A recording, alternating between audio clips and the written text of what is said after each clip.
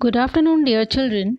I welcome you all to this new academic session 2020 to 21. I am Miss Neha Giri and I am going to teach you the subject computer. Let's begin with our first chapter, Computer Fundamentals. What is computer? A computer is an electronic machine which performs tasks according to the given instruction and commands.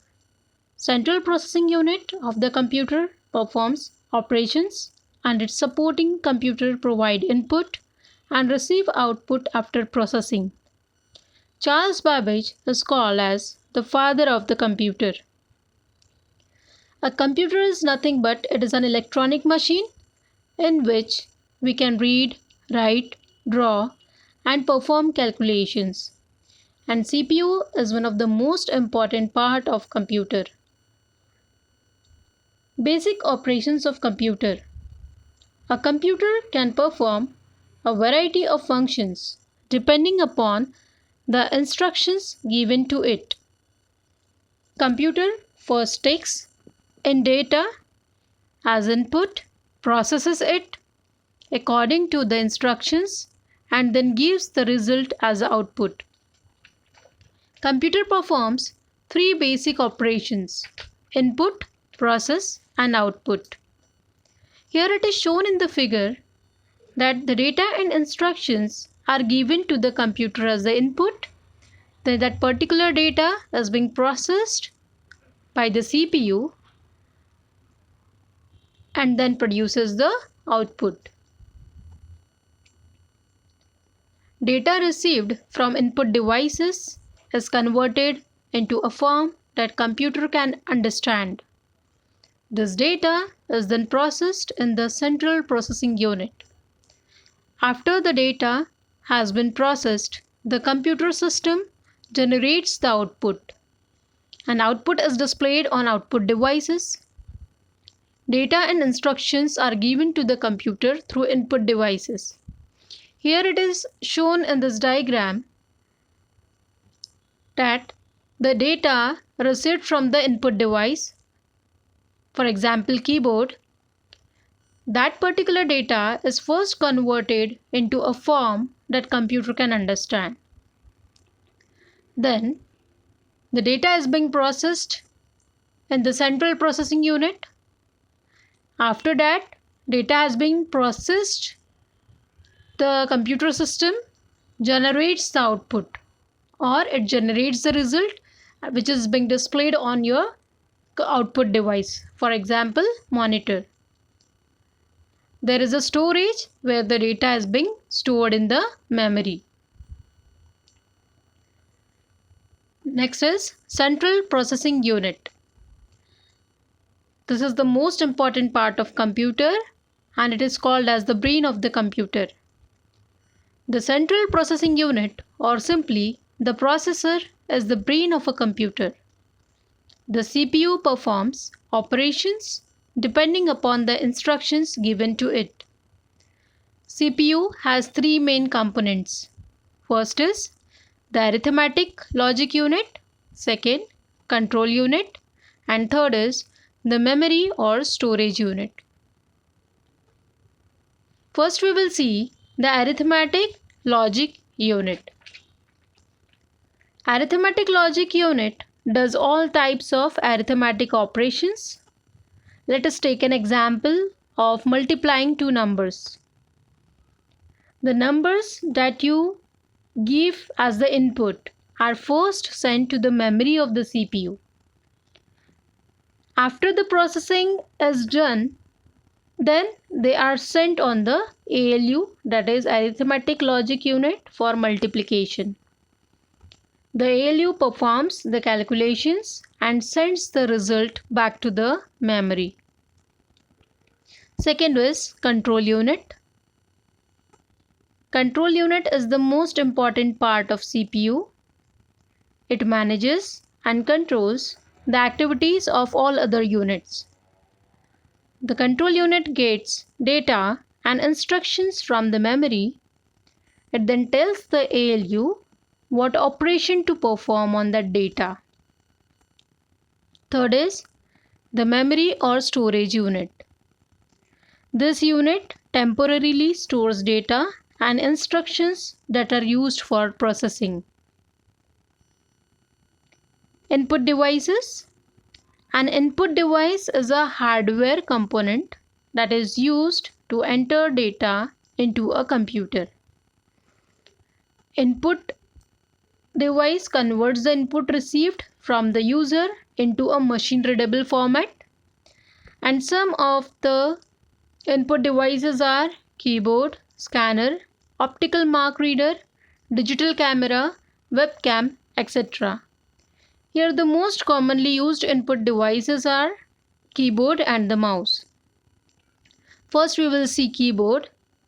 A keyboard allows us to input letters, numbers, and other symbols into the computer.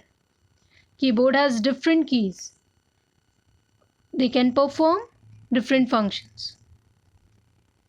Mouse. Mouse controls the movement of the pointer on the screen. It is also used to select the various objects on the screen. The mouse has left button, right button, and a scroll wheel in between these two buttons. You can give the instructions to a computer by clicking these two buttons. The next is optical mark reader. Optical mark reader is a device that reads pencil or pen marks on a specially designed sheet of paper. Such sheets are known as OMR sheets. OMR sheets are used in objective type examination and the application forms. Fourth is magnetic ink character reader. This is generally used by the banks in order to read the special characters printed at the bottom of the check. An MICR, that is magnetic ink character reader, reads those characters and sends the information to the computer. Magnetic ink characters are difficult to duplicate and hence are used extensively in bank checks and drafts. The next is fifth, barcode reader.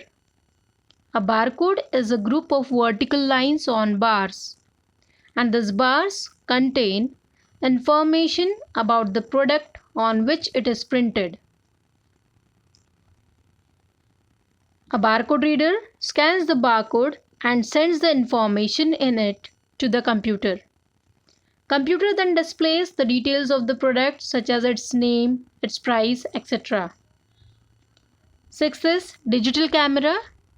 Digital camera captures and stores the photographs on a memory card, and these photographs can then be uploaded on a computer. This is all about the input device.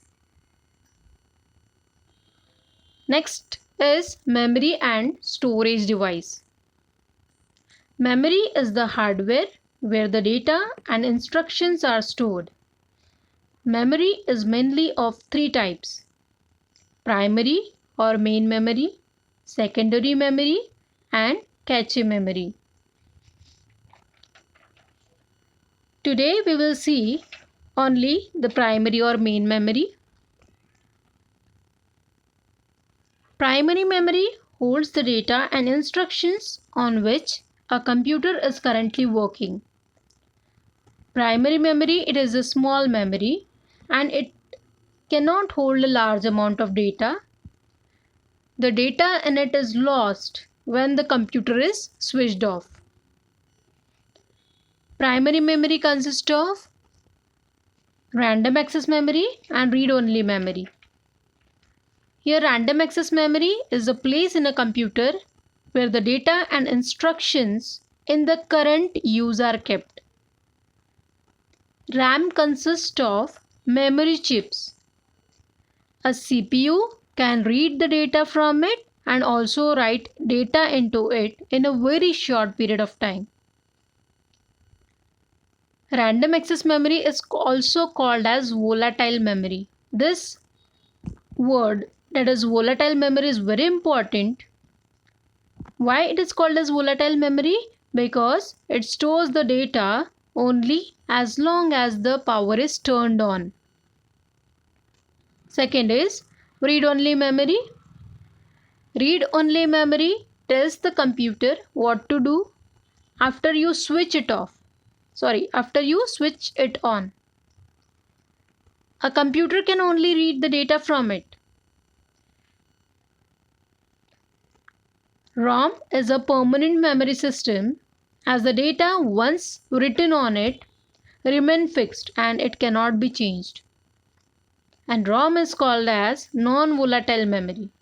Here for ROM, non-volatile word is important. It is called as non-volatile because it does not lose data even after the power is turned off. Let's see the difference between RAM and ROM. These are the parameters: storage, nature, and use. RAM stores data temporarily and loses it when the computer is turned off, whereas ROM stores the data permanently and does not lose it even when the computer is turned off. Next is RAM is known as volatile memory, whereas ROM is known as non-volatile memory. RAM is used by CPU either to read the data from it or to write data onto it, whereas ROM is used by the CPU to only read the data.